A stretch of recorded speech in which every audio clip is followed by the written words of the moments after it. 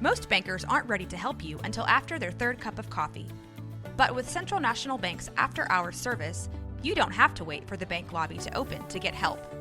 You can contact us from 6 to 8:30 in the morning or from 5 to 10 in the evening, and we'll connect you to a real, live, local person who can answer questions and fix problems 7 days a week. Bank different. Bank Central. Central National Bank. Member FDIC. My name is Brooke Olzendam, and I'm the sideline reporter for the Portland Trail Blazers. During the game, I am usually in my little spot in the tunnel to the left, if you're facing them, the Trailblazers bench. And that is where I sit, and I have a monitor, and I watch it from there. During timeouts, and I will hit up the huddle and see what's going on, see if I can get a huddle update. So I'm pretty much just in that general area from my little desk to the bench, and majority of the time I'm watching from my spot. And it was about the middle of the fourth quarter. I was actually in the middle of the huddle when I just happened to look up and saw Jusuf Nurkic standing there out of nowhere. No one knew he was coming. It was a complete surprise. Sprinted back to my table to grab the mic to make sure our producer and director, I told them that Nurk was standing there because it was such a surprise. You know, they could have easily been just shooting action or something else. So I had to make sure that they knew he was there, and they caught him coming out to the floor. So grabbed it, told them, they shot him, and we saw that Nurk was there. And that was obviously something that was a positive for the team. They reacted great and went on a run. That was the emotions of that whole thing. It was pretty special. So I was in the huddle at that point. And then as the game went on, I'm back in my little area watching mostly from my monitor. But then it got so exciting, I stood up and kind of moved closer and stood in the middle of the tunnel, which I normally don't do, but I had to be as close to the action as I could be. What happened when Damian took the shot? Well, it was funny because it took so long. You saw the clock winding down that at some point around the 4 seconds to go, I think the majority of people knew, okay, he's taking this. This is going to be a walk-off. He's going to shoot this deep. He's not giving himself the time to drive. You knew that he wanted to finish it with one shot, and it was going to be a deep one. So what happened when he shot it was the whole arena, all of Moda Center, held their breath. Everyone leaned in, including myself, and it seemed like it was in the air forever. But for some odd reason, at least for me, I just felt like it was going in, and I think Dame would agree. And it was his teammates agreed also. Post-game, I was interviewing Mo Harkless, and he said, I asked him this exact question, and he said, we knew it was going in. I knew it was going in. He said, it's our leader, the game he's had. We all knew it was in before it left his hands. And then Seth Curry over in the corner talking to OKC bench, telling them well before Dame shot it, it's going to be over soon. He's going to shoot it, and he's going to hit it, and this one's going to be done. So the confidence level in him shooting it was high, and as soon as it went in, I've never experienced such a reaction in any sort of arena to anything. It was one of those things where you all just jumped up, looked around, and hugged whoever was next to you, whether you knew them or not. So toward the end of the game, when everything was kind of mayhem at that point, I usually send a text to our head of PR about who I'd like to interview post-game, but because it was also a national broadcast, they kind of had the first dibs. So pretty sure they were going to go with Dame for their interview. So CJ was doing another, and I said, let's go with Mo. He's had a great series. He had a great game, 17 points, if I remember correctly, and he was a big part of it. So I said Mo, and then I was out there just kind of experiencing all that moment was, looking around. Usually I'd be, where's Mo? Got to get Mo. But it was kind of one of those things where, okay, I see Mo. I'll get him in a minute. But I just kind of wanted to take this all in and look around and watch Dame high-fiving the fans. I mean, of course, you remember the dog pile, but after that, he not only kind of had a moment with his brother and his sister, but then he went around and had a moment with everyone in the front row. So as that was happening, I kind of just watched it and enjoyed it. And then I saw Mo. I was like, let's do this. And it was a perfect time that it took so long to get Mo, because our broadcast got to show the celebration and all that Dame was doing with the fans, and it was a special moment. So then as soon as that kind of played out and the fans got to see all of that, we grabbed Mo and did our post-game interview, and he gave all the credit to Dame. So that's our leader. That's what he's supposed to do, and he did it. We had all the faith in him. He came out and led us to victory, and he kind of carried us in that first half. And then, of course, that last shot, we knew it was going in. So it was mayhem, but it was like organized chaos, because I knew I'd grab Mo and we'd have our post-game interview, but it kind of, the moment of itself, we just wanted to let everybody just kind of sit back and let it sink in and not try to rush it. I think I'll remember the most, well, I'm not alone here. I will remember the face that Dame made after the shot, laying on the ground on Ennis Cantor, looking up, seeing the camera, and just the face of confidence. You know, I've talked to a few people around the league that aren't Blazers fans necessarily. They're just, you know, fans of the league, or just they're really indifferent. And they said, you know, I've seen players before that you see arrogance in them, and you see that in their game and the way they play and the way they carry themselves. But that Damian Lillard of your Portland Trailblazers seems to have just an aura of confidence and swag, and it's not in a way that he is cocky. It's in a way that he is confident in himself, and he's put the work in, and he knows that his game will show that. And so that is something that I've really appreciated, because I couldn't agree more. So I think all of that, all the hard work, all the, you know, the sacrifices he's made, that and the loyalty that he has for this city and this team, and just the confidence he has in himself and this team, is all like wrapped up in that one look. He looked up and said, "Yep, we've been quiet. We've let this series run its course. We knew we would come out on top. There are a lot of extra things going on. We didn't buy into them. We just kept everything in house and went to work like in a business-like approach, and we got this one." And it was just that look all in one, without saying a word. You just saw it in his face. I think I'll always remember that face. Hello, I'm Arinze, and I'm a huge Blazer fan. I was at the game. In my normal seat, it was basically absolute chaos. I think everybody was a little in shock that he did it, but at the same time, it was a sigh of relief, because you're moving on to the second round after such a disappointing playoff run last year. Yeah, as soon as it left his hands, I knew it was going to go in. Because all the time in warm-up, I always see Dame shooting those shots. Well, really, I was like, oh my goodness, I just screamed out, this boy, because that shot, think about it, Paul George is one of the best defenders in the league right now, and to make that shot over him, so in my opinion, my initial reaction was just happiness and joy. I went down to kind of congratulate the guys. So as they're going into the locker room, I was shaking hands with the coaches, players, etc. When I saw Nurk, I just said, get better. I told him actually that don't make a speedy recovery, make a full recovery, because that's more important than anything. I hung out a little bit, but since it was a school night, I had to go home. But trust me, if it was a Saturday or a Sunday, or Friday through Sunday, or Friday through Saturday night, yes, I would have been very happy, and it would have been an extended celebration. I think what I'll remember the most is just to see Nurk, and just really to see that he was making a recovery, or taking that first step and making his full recovery. So that it was kind of relief and just happiness, but as well the shot, I was really happy about that, just to advance to the second round. Hi, my name is Charlene McGee, and I'm a big Blazer fan and Arinze mom. For Game 5, my son and I were at the Blazer game. We were in the Rose Garden / Moda Center. So, I mean, I think to me it's just even like the leading up to it, being down, what was it by? We're down by like 11, 12 points with 5 minutes left in the game. And I'm like, we're going to come back. I had people taunting us on Facebook, people sending text messages. Like, I told you, it's going to, this is going to be extended to Game 6. And I'm like, I'm not even going to respond. I'm going to wait to the end of the game. And slowly but surely, the comeback started to happen. And then saw on the big screen that Nurk was there, and I just think that just sort of just shifted the momentum of the game. And then when Dame got the ball, and literally the second when he released it, Arinze was like, "It's going in." I was like, "You think so?"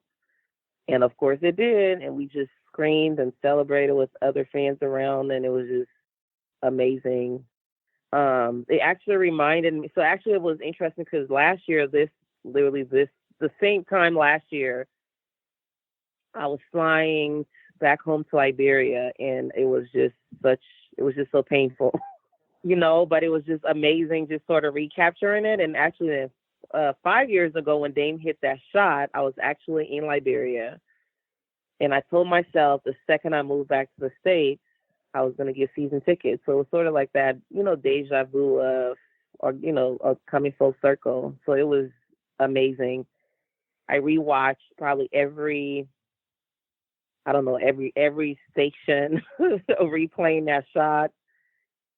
It was just amazing. I mean, could barely sleep. It was just off the excitement of just the win. And I think just being season ticket holders, we've, been with the team the whole year, seeing people doubting us and not believing, but, we knew it was possible, and just sort of just that reality of, what happens when a team can remain focused and be composed and play together, just like the outcome for both the team and the diehard fans and the new fans that are now jumping on board.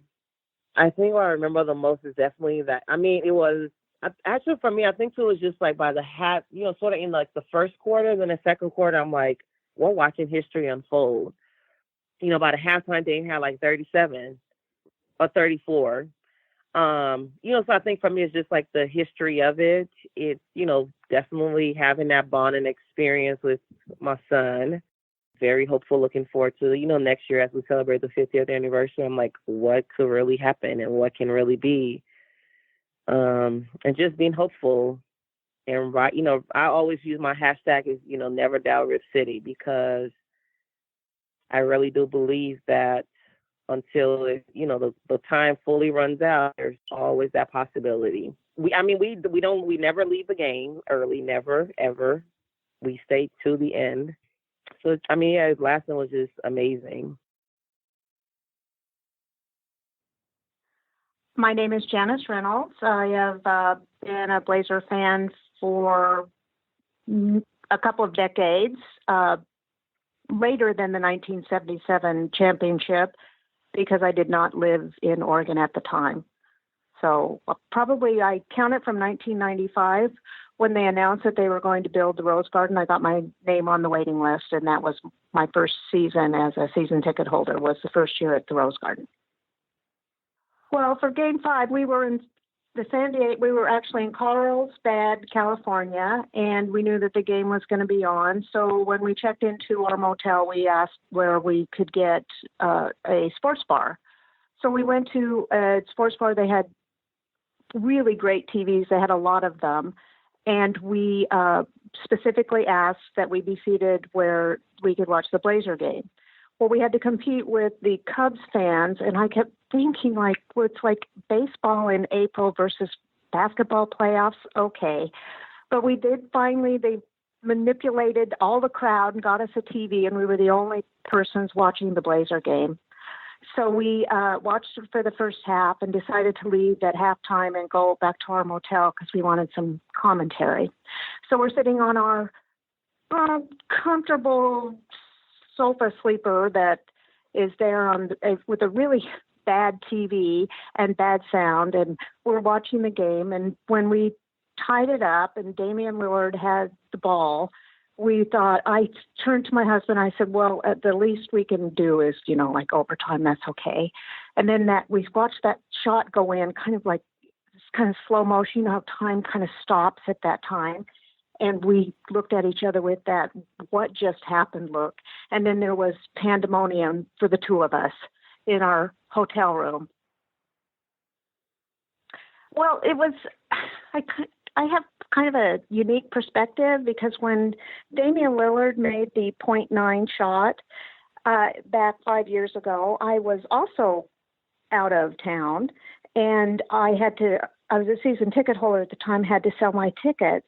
I was really happy, and for days I was happy, but I was actually out of town because my mother had passed away and I was burying my mother.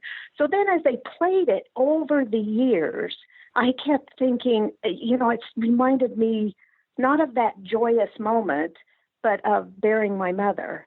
So my first thought was like, oh, thank heavens, there's a story. It superseded the .9. And so I'd like to thank Damian Lillard for, making the shot and superseding that scenario. I'm Jamie Hudson with NBC Sports Northwest, the Trailblazers reporter. So I was watching the game in Media Row, section 113, right there, basically center court.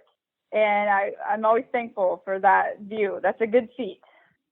It's funny because being a media person, all the people in Media Row were talking about how badly we did not want to go back to Oklahoma City the next day.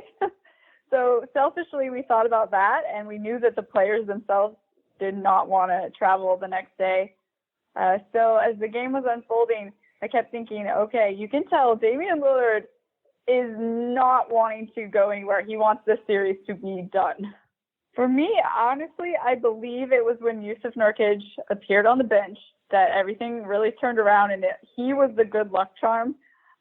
You've got to give credit to Damian Lillard and what he was able to do, and Seth Curry coming up with the big steal on Paul George. But Nurk being on the bench, I think he was all the inspiration that the Blazers needed and then some. And I go back to him showing up at Moda being one of the key parts down the stretch.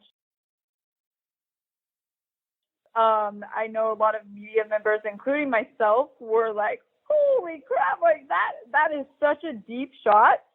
But it's so Damian Lillard. So it was like, on one hand, you're like, wait a second, is he going to take it to the rim? Like, he still has a lot of time. But then, nope. He just rose up over Paul George. And, it's funny because as a media person, you try to not be biased. You want to be professional. But Media Row, everyone was cheering. And you don't see that very often because, you're working, you're covering this team. It's different. But everyone they couldn't help themselves. So it was very cool to see that shot, and I will never forget that night, that's for sure. I'm going to remember how this series, how different of players the Blazers are versus the Thunder, with how they carry themselves on and off the court, and how Damian Lillard had the last word, and I thought that was very fitting. Michael Lewellen, Vice President of Corporate Communications for the Portland Trail Blazers and the Rose Quarter. I was watching the game from my usual spot. I've, for 7 seasons now, row 1, seat 1 has been my position in the Trailblazer press box for the role that I play for the team. So, but as the score was getting later and the game was wearing on, I had actually started to make my way down courtside. Our owner, Jody Allen, was at the game, so I was getting in position as I used to do with Paul Allen. When it was time for the game to be over, there would be a group of us that would be part of the escorts to make sure that they were able to get off the court okay and then be able to get to their vehicles. So I had gone down courtside. I was actually standing in the row next to the Blazer dancers, and we were still trailing. And as I'm standing there, just kind of waiting for things to wind down, thinking that we've got another ball game to play, we began to narrow the score, and all of a sudden it was tied, and we got the rebound, and Damian is setting up for that next shot, and I'm standing there, and I'm looking at the scoreboard, and I'm saying, oh my God, we've got a shot at this thing. And then as Damian takes the shot, I literally yelled out to the tops of my lungs, ball game! And it went in. So I can't take credit for the shot scoring, but I certainly had every confidence in Damian making that shot. Well, it was a melee down on the court. I mean, in terms of the streamers were falling and the players were dogpiling on Damian, and fans were jumping up and down. I mean, there was the moments of sort of chaos on steroids until the scene could be sort of controlled once again. People had to do walk-off interviews. Coaches and players were starting to make their way to the dressing room. And then, of course, we still needed to get our key people off the court as well, which we certainly did.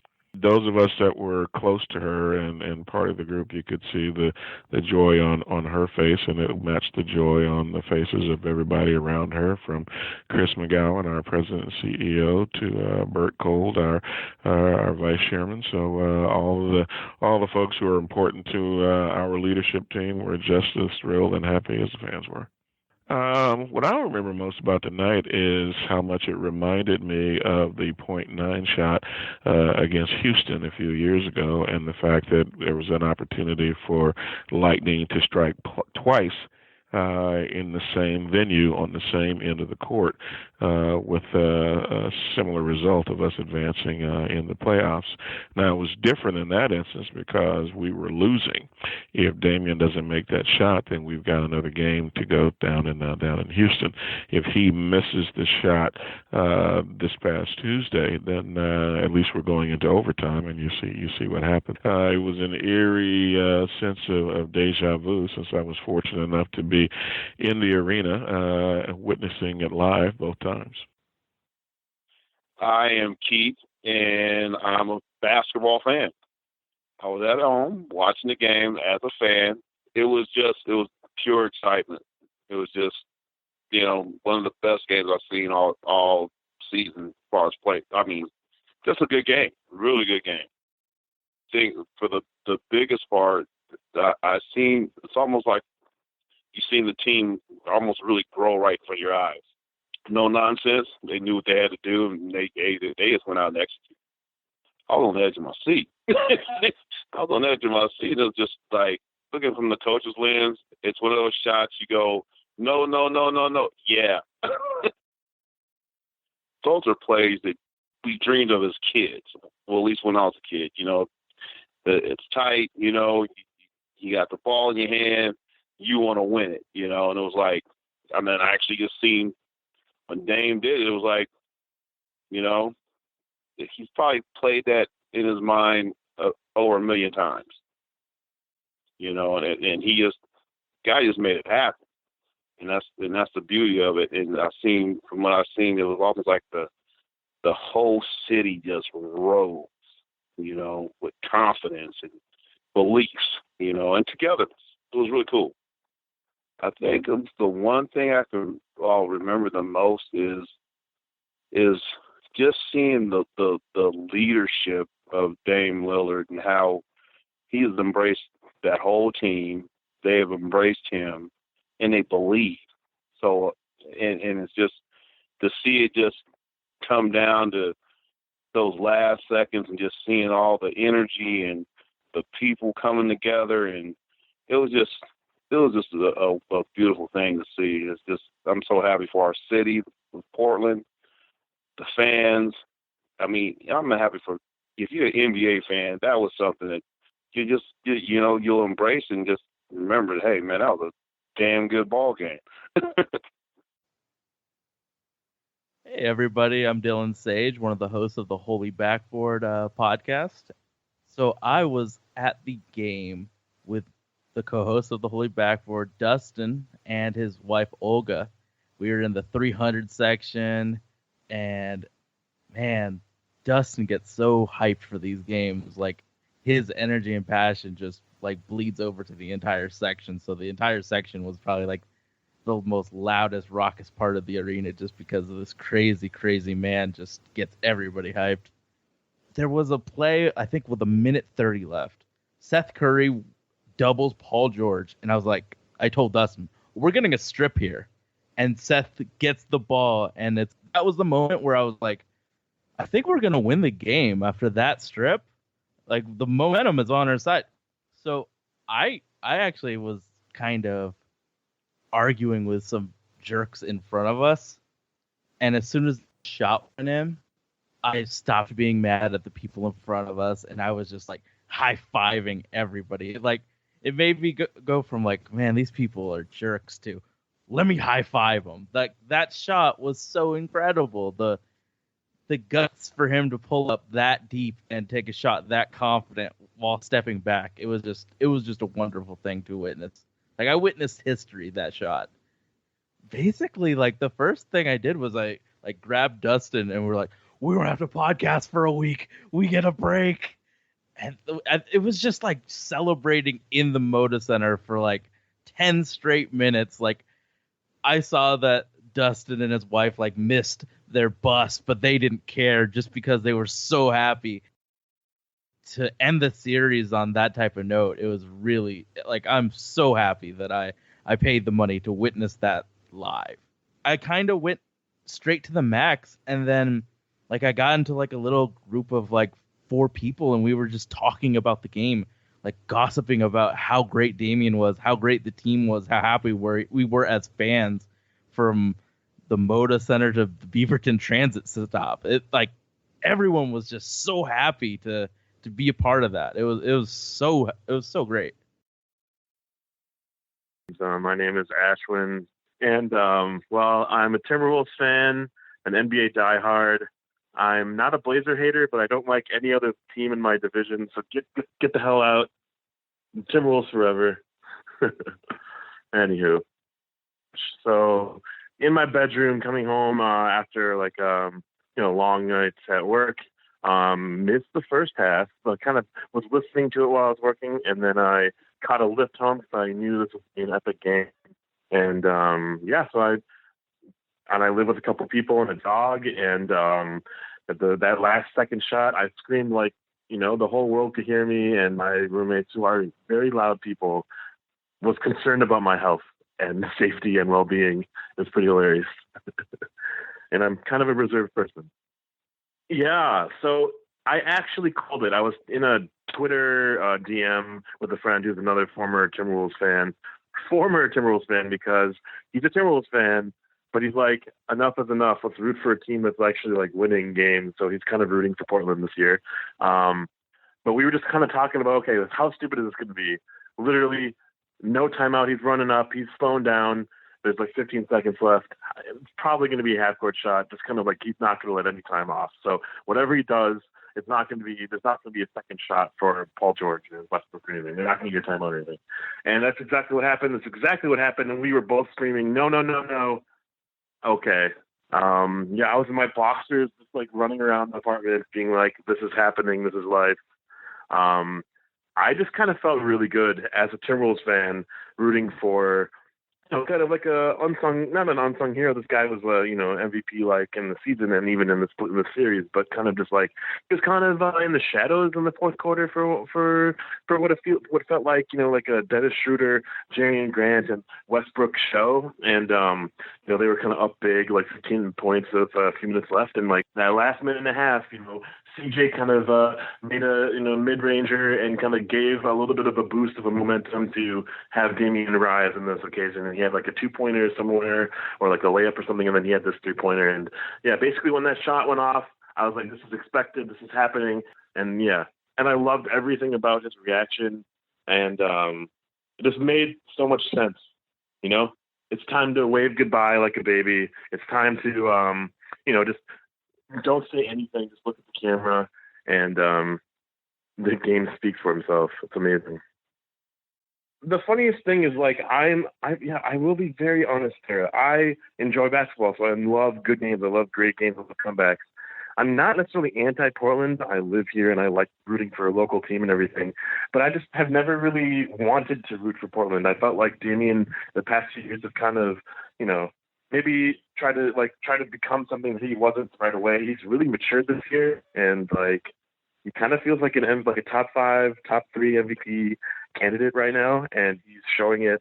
It was really awesome to show the leadership. Like, you guys have gone through so much this year, and just like one dude on something, not just like bringing it on himself and then taking on an entire team of loudmouths is pretty awesome to see. And he's just kept cool and calm the whole time. Like, it's kind of respectable, and just let his game talk. Like, I love that so much. Okay, so my name's Adrian Bernecich. I have been a Blazers Edge staff writer for about 4 years now, and probably been a Blazers fan for about 25 years. Given the time difference, and we're actually in the future down here, given that it was Wednesday when the game was taking place. Obviously, it was Tuesday night in the States. I work a 9-to-5 day job behind a desk, so unfortunately I'm a little bit restricted in what I could have watched yesterday, but I was behind the computer and I had an ESPN play-by-play going on one of my screens, and I was trying to sneakily have a look at the score every couple of minutes or so, and I think as the last quarter turned and the Blazers got down 15, I almost said, "Oh, look, I've really got some work to do. I'll go back and do that." And then I checked in with about 4 or 5 minutes to go and saw that there was a a comeback taking place, and kind of followed ESPN all the way through. And I think when we got to about 50 seconds to go, I had to take myself into a meeting room, open up my phone and watch the game. And I actually think I jumped and screamed. And people who may have been walking past that meeting room might have been a bit concerned about what was happening. But obviously when Dame hit that shot, it was unbelievable. I went straight back to what happened in 2014. Unfortunately, I had to go back to work and I was extremely busy yesterday afternoon, so I didn't get to watch the game until I got home that night. Obviously, as I'm in Australia and I don't have very many I don't know any Portland people in Melbourne.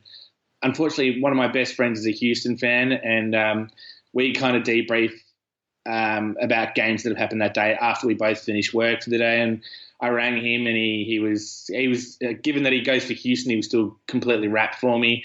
I went home and watched the game with my fiance after the game, and we both enjoyed it. So she's now a full-on Portland supporter thanks to me. So we both got to enjoy watching that game, and yeah, look forward to what happens next. My name is Vanesa, and I am a longtime Blazer fan. I am actually a Bosnian Blazer fan. I was watching the game at home. I usually have a little kind of strange ritual, while watching Blazer games. I actually cannot be wearing any Blazer gear, which is a little bit off for fandom standpoint. So I was in just a plain shirt and no Blazer gear or anything, just in my regular position, and because that's the recipe for winning for the Blazers. So we are the score is going all kinds of ways. First we were up, and then we were down, and then we're up 9, and then down 15, and all of that stuff. And I'm getting really nervous. And then like 2 or 3 minutes before the game, I see the camera zooms into Nurk, and I'm like, what is Nurk doing? In the arena, I don't think I've seen him sitting there before. And everything is just, they're showing up the fans in the stands, and everybody's chants are, with the score and everything. And I'm thinking, boy, Nurk is there. This must be major. And I tell my daughter, and I said, look, it's Nurk. This is going to be a huge boost for his team. And she goes like, I don't, how did he get there? I don't see him on the crutches or anything. And so we're kind of talking about that. And during this time, we're catching up, we're scoring, and the game gets tied. And I'm like, this is completely ridiculous. Like, I can't believe what's going on. And just a few seconds, we have the possession, Dame is dribbling, and I'm like, this is either going to be a complete disaster because we're going to have to play overtime and everybody is very tired, or it's going to be a super crazy shot at the last second. All these things are going through my head. And then Dame pulls up from the logo, and I could not say a word. I just, I was holding my face in my hands, and I'm thinking, what just happened? And I see everybody just swarming Dame, and people are, cheering. And I'm like, we must have won. I can't believe it. We won. And that was it. That's the history. It was just completely speechless moment for me. I could not get hold of myself. What I'm going to remember the most about the game is just, after reading all of the comments about the game, I'm thinking, these are all of the, everybody's thinking the same thing about the shot, because first of all, it was so impressive. Second of all, he was just in his element, and he was so sure of himself, and there was no way that he could have missed. I am Shain Brendan. I'm one of the dudes that talks about the Blazers on Blazers Outsiders with Joe Simons and Dan Moraine. I was watching the game at NBC Sports in the control room, because we got to stuck there watching the game because we got to do the post-game show. And I don't know if you've ever watched a game with Dan Marang, but you don't get a lot of peace and quiet. Comments on everything. It's a little endearing, but it's also very annoying. So, going into the fourth quarter, it wasn't obvious that we still had it. There was still a chance that we were going to, we may let this one slip away. So, like acid indigestion and heartburn was creeping up on me. I was nervous, a lot of pacing, a lot of walking around, a lot of holding Joe Simon's hand. And once we tied it up, that's when I really just got antsy in my pantsy and was just like, what's going to happen here? And I knew Dame was going to have the ball. I mean, anyone that knows Dame and how this team works, he's the guy who's going to have the ball when it comes down to it. So it's just like we have nothing to lose. He's either going to make a play, maybe drive in the lane, try to get fouled by Paul George and go to the line, or he misses it, or and then we just go into overtime. But I'd be lying if I said I was surprised that he would jack it up from 37 feet because, he's logo Lillard now. He's made a name for himself from jacking up from so far away. But, he brings the ball across half court. Everyone in the control room, me, Joe, Dan, one of our producers, Adam and Derek, like everyone who works on the show was in the room. Everybody's standing up. We're watching like, what the hell's about to happen? He's got Paul George right there in his face. Dame takes a step back from 37 feet, jacks it up in the air, and it was just silence in the room. And when that ball went through the hoop, I lost my mind, and I just ran. I hugged Joe. I think I picked him up. He's a very fit man, but I'm pretty strong, so I picked him up and swung him around for a little bit. I high-fived Dan. I wasn't going to try to pick him up at all. I know my limits. And then I look up and see that Joe runs out of the control room. He's running all throughout the network. I'm screaming, knocking over chairs, jumping up and down. I was so excited that I wanted to run into that pile of people on the court and jump in there. I was just lost. It was like I just kind of ran around in circles for a little bit. And then I realized I was hyperventilating, so I sat down immediately. And then I told one of the producers, Derek, who was there, to immediately run that tape back. And we just kept watching it. And every time I watched it, it was just as exciting as seeing it in real time. And then I went outside, and I think I chain smoked a half pack of cigarettes to calm down. The most I'm going to remember, it was just, you can't write a story that good. Watching Dame hit that shot and just keep his hand up and then just wave goodbye. I think I'm just going to remember how I don't know, just the composure, the natural thing that Dame decided he was going to do in that moment where he was the true hero was to not just go, to not just be just a wild and outrageous character that, if Westbrook would have hit a shot like that, he would have been, I don't know, doing backflips, jumping up and down, giving everyone in the room the finger or whatever. But Dame, in typical Dame style, which is very composed and straight to the point. Goodbye, wave, get out of here, leave my city. We're done here. And of course, the iconic just staring right into the camera, like what else?